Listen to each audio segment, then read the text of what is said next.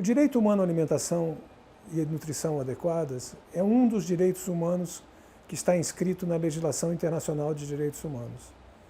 Essa legislação não foi dada para os seres humanos, ela foi conquistada duramente pela luta durante centenas de anos. Os direitos humanos são o resultado da luta contra a opressão, contra a discriminação, contra os abusos de poder dos poderosos. Estão inscritos na legislação internacional de maneira indelével e são indivisíveis, universais. Garantir o direito humano à alimentação e nutrição de uma pessoa significa muito mais do que garantir meramente que a pessoa coma e encha a barriga. O direito humano à alimentação é muito mais do que isso. Ele inclui, por exemplo, a qualidade da alimentação, o direito a ter um alimento sem agroquímicos, sem contaminação, um alimento variado, diversificado, colorido, que tenha todos os nutrientes necessários para uma saúde e para um bom trabalho e para você poder crescer. Por exemplo, a criança precisa se desenvolver e saber e aprender na escola, por exemplo. E para aprender, ela precisa de uma alimentação adequada. Além de tudo isso, o direito humano à alimentação adequada significa que a população tem o direito de participar da decisão da maneira que a alimentação é produzida, por quem é produzida, onde é produzida e de que maneira que ela é distribuída de maneira adequada para todos os cidadãos. As mulheres têm o direito a ter sua identidade como mulher garantida, porque se a mulher não consegue definir a sua autonomia, a sua autodeterminação, ela não tem condições, por exemplo, de se alimentar bem. Alimentando-se bem, a mulher pode, eventualmente, se quer ter um filho, ter uma gravidez adequada e garantir a nutrição do seu filho ou da sua filha.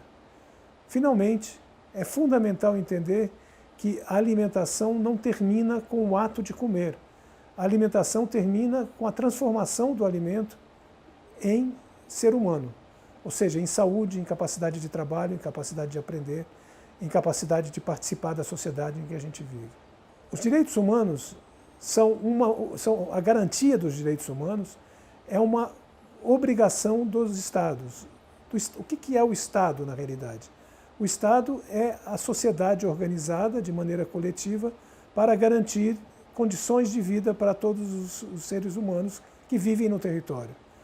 E como parte das obrigações do Estado está a garantia de condições para que as pessoas possam ou produzir o seu alimento através do acesso à terra, através do acesso às sementes, à água e tudo mais, ou através do acesso a empregos e salários adequados, ou mesmo em situações extremas, onde as pessoas não têm condições de se alimentar adequadamente porque são enfermas ou estão institucionalizadas, que o Estado proveja de maneira adequada a alimentação para essas pessoas.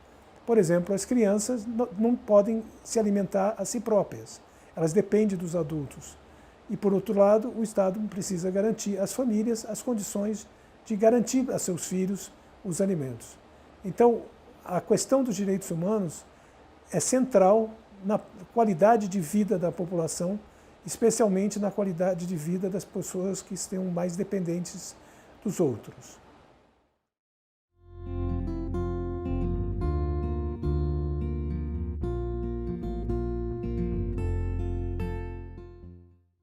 No entendimento da FIAN Internacional, nós temos que passar de uma fase de saber que as pessoas têm direito para uma fase onde as pessoas passam a saber que elas têm o direito de cobrar o seu direito das instituições. Por exemplo, se o Estado, por alguma razão, toma a decisão de expropriar a terra de alguém, desalojar, despejar uma população que vive nessa terra há mais de 200 anos, como, por exemplo, os indígenas, os quilombolas, ou mesmo famílias rurais, para algum tipo de projeto que não foi discutido com a comunidade, a população tem o direito de reclamar contra isso e exigir reparações, seja que a terra seja devolvida ou mesmo que haja uma reposição de terra em outro local adequado, onde elas possam cumprir a sua tarefa de se alimentar, por exemplo. A mesma coisa acontece quando as pessoas trabalhando e, por alguma razão, há uma medida governamental que elimina os trabalhos dessas pessoas. Elas têm o direito de cobrar do governo que hajam mecanismos para que ela possa se alimentar enquanto ela procura um novo emprego. Então, todos esses mecanismos são mecanismos que são acordados e as pessoas têm que saber que têm o direito de cobrar.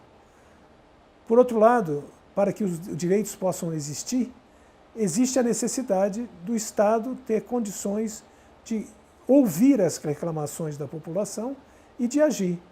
Então, caso haja um despejo, tem que haver mecanismos, através da Defensoria Pública, através do Ministério Público, deles poderem agir junto ao Executivo, junto ao Legislativo, para que as pessoas possam ser reparadas, possam ter seus direitos garantidos. Finalmente, caso o governo brasileiro não dê conta de dar uma resposta afirmativa para essas pessoas, as pessoas têm o direito de cobrar internacionalmente esse direito, levando à Corte Interamericana ou à Comissão de Direitos Humanos Interamericana em Washington, cobrando dela que cobre do governo brasileiro uma decisão favorável.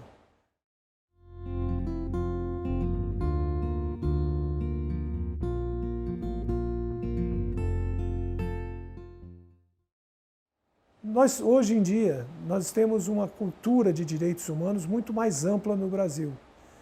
Mas o que a gente precisa entender é que os direitos também evoluem. Então, dentro da perspectiva mais moderna, a garantia do direito humano passa também por outras dimensões que normalmente no passado não eram discutidas. E eu diria que tem 3 grandes dimensões que são fundamentais para a gente entender. A primeira é a questão da soberania, ou seja, quem tem a soberania sobre a produção e a distribuição de alimentos num país democrático. Na realidade, o povo é que define os limites e as autoridades do governo.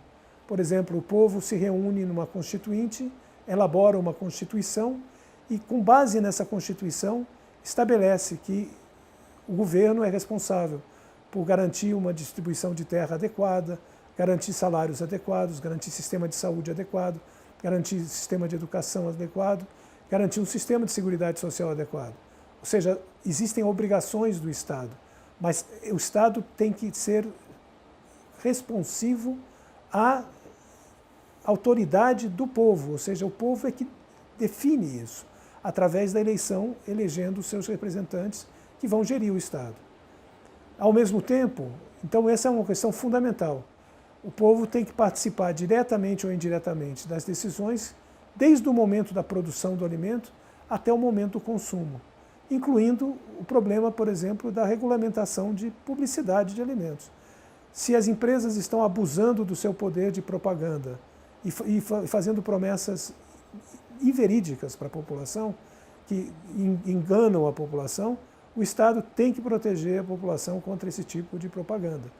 Por exemplo, se há uma propaganda que diz que um alimento é melhor do que o outro para as crianças porque tem uma figurinha dentro, ou tem um brinquedinho dentro do produto, isso é uma propaganda enganosa e, portanto, deve ser combatida e o Estado deve limitar o direito dessas empresas de fazerem propagandas enganosas.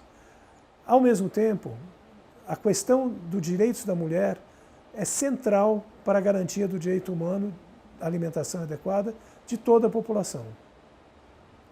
Porque se a mulher não recebe seus direitos desde o nascimento, ela é tratada de maneira discriminatória em relação aos homens, por exemplo. Ela não tem o direito de ir à escola como o homem tem. Ela não tem direito de ter uma assistência à saúde adequada. Ela não tem direito de decidir sobre o seu corpo, quando ela vai casar, quando ela vai ter um filho, por exemplo. Isso pode ter implicações muito ruins para a criança e para ela, ou seja, ela pode acabar com desnutrição e a criança também com desnutrição. E se uma criança tem desnutrição intraútero ou nos primeiros anos de vida, nos primeiros 2 anos de vida, ela pode ter repercussões em sua vida para o resto da vida. Ela pode ter dificuldade de aprendizagem, ela pode ter mais infecções, ela pode mesmo morrer devido a complicações da desnutrição. E se ela conseguir chegar na idade adulta, ela pode estar mais propensa a desenvolver obesidade e sobrepeso. Então, essa seria a segunda grande questão. E a terceira é a seguinte, é que a alimentação não termina com o fato de comer a comida. Ela termina no momento em que a gente digere os alimentos, aproveita todos os nutrientes e transforma a alimentação em proteção contra infecções, em capacidade de aprender, em capacidade de trabalhar, em capacidade de ser ativo, em capacidade de participar da sociedade da qual nós somos parte. E até mesmo em capacidade de se identificar como brasileiro, ou como mineiro, ou como paraense, porque a comida também tem um caráter regional que nos completa como identidade cultural. Se vocês quiserem saber mais sobre a questão do direito humano à alimentação e sobre os temas que eu acabei de falar, procurem no final dessa apresentação, vocês vão encontrar o site e lá vocês poderão encontrar documentos e informações adequadas para complementar essa palestra.